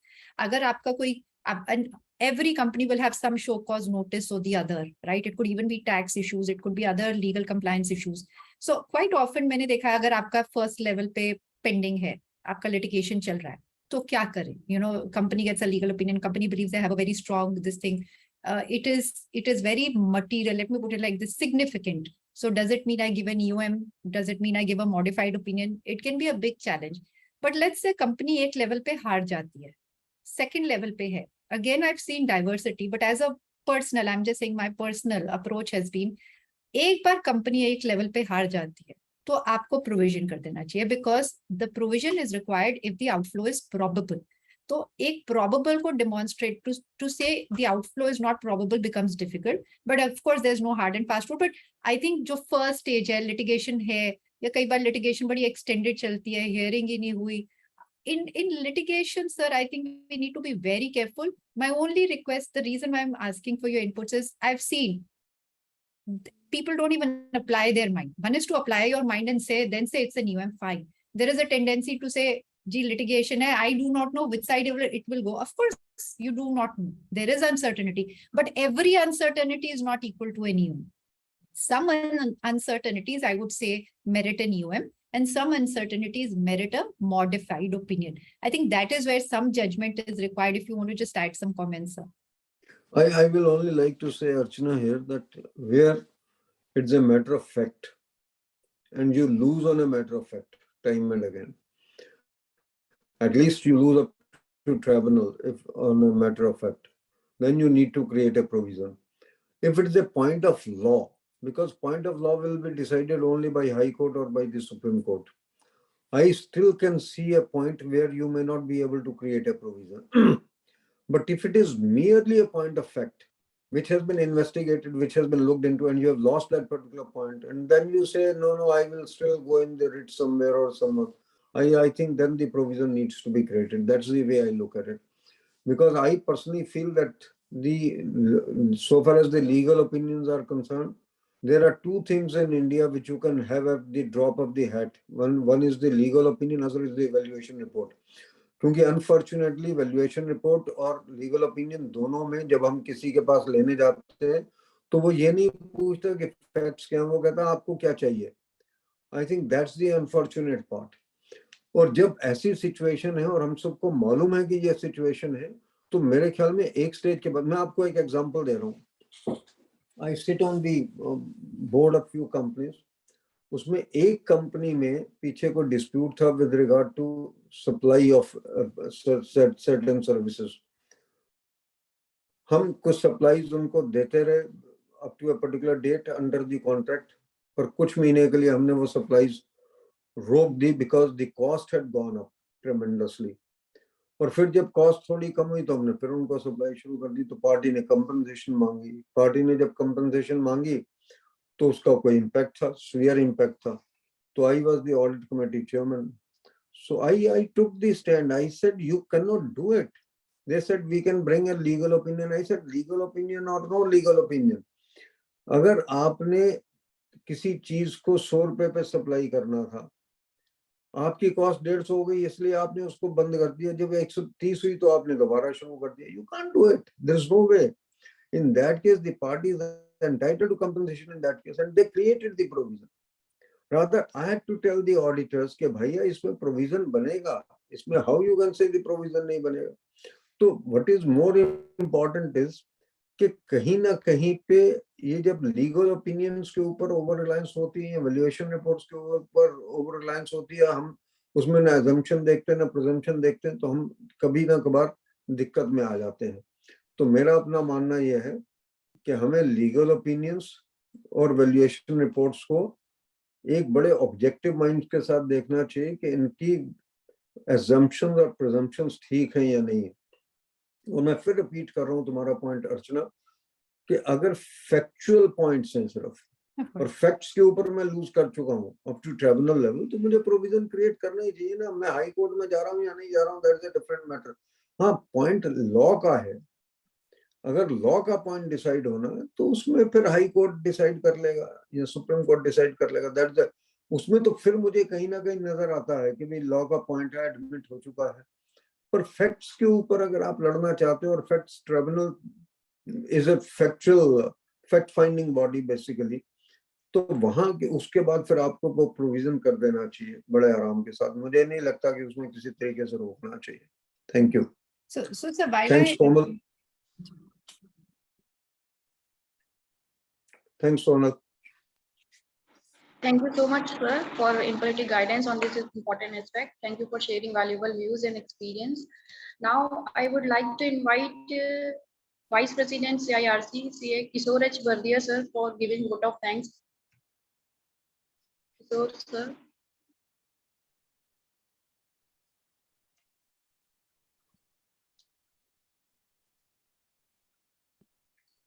आप ही दे लो Sonal. Thank you so much, sir. Yeah, sir is here.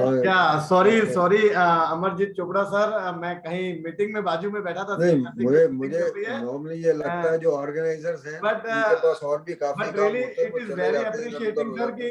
You are speaking from Canada and अभी मुझे just मालूम पड़ा कि Canada 14 hours हमारे से पहले चलता है. मतलब अभी मॉर्निंग की 6-7 बजी होगी मुझे लगता है वहां, या 5 बजी होगी. तो ऐसे समय में भी अमरजीत चोपड़ा सर का कनाडा से हमारे मेंबर्स को अपना डेलिब्रेशन देना निश्चित रूप से एक बहुत हमारे मैं इतना ही बोल सकता हूँ कि Amarjit Chopra sir is a gem of our CA fraternity. और चूंकि ऐसे 700 जो कि ऑडिट रिपोर्टिंग एंड कंक्लूजन से रिलेटेड है और अभी it is a need of time. आज जो ऑडिट्स अभी चूंकि हम सब लोग ऑडिट में बिजी हैं पूरे लोग, और ऐसे समय में चोपड़ा सर को सभी लोग सुनते हैं। इनके अभी वीडियो भी जो है हम अभी यूट्यूब में डालेंगे, तो बहुत सारे लोग कहीं ना कहीं जो हमारे साथ में ऑनलाइन नहीं भी जुड़े हैं वे पूरा इस वीडियो को देखेंगे। तो मैं on behalf of central India regional council of CIRC of ICI मैं अमरजीत चोपड़ा सर का बहुत बहुत धन्यवाद देना चाहूंगा। I would like to thank Archana Bhutani ma'am also, जो कि हमारे साथ में आज के हमारी को स्पीकर्स थी, एंड सोनल गुप्ता जी जो कि प्रोग्राम की कोऑर्डिनेटर है। आई thank you ma'am, and on behalf of thank you one and all, thank you so much.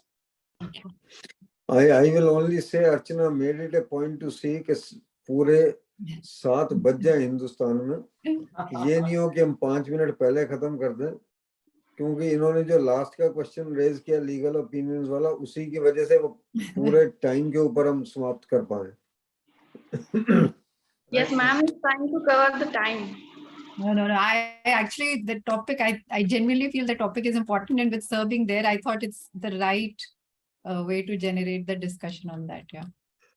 But Okay, really, Archana. it was very nice session, ma'am. मैं थोड़ा बीच में मोबाइल से on किया था, and really it was very awesome session you have taken। और sir तो हमारे Amarjeet Chopra sir तो ऐसे हैं कि उनके सेशन में तो जब हम लोग बैठ जाते हैं तो कहीं ना कहीं पूरा सेशन ही कंप्लीट करके उठते हैं।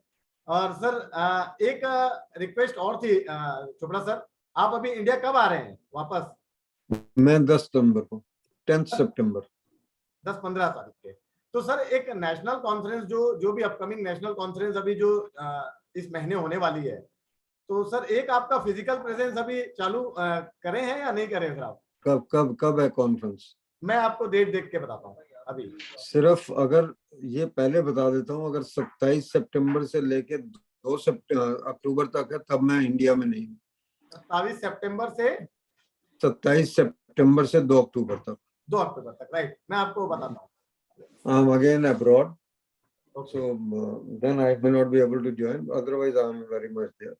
चलिए, Okay. मैं आपको बताता हूँ। Thank you. Thank you so much once again sir, thank you so much. Bye. Thank you, sir. Thank you, sir. Thank Okay, you so Archana, thank you very Thank much. you, sir. Thanks for joining. Thank Okay, Sonal, God bless you. Thank you. Bye.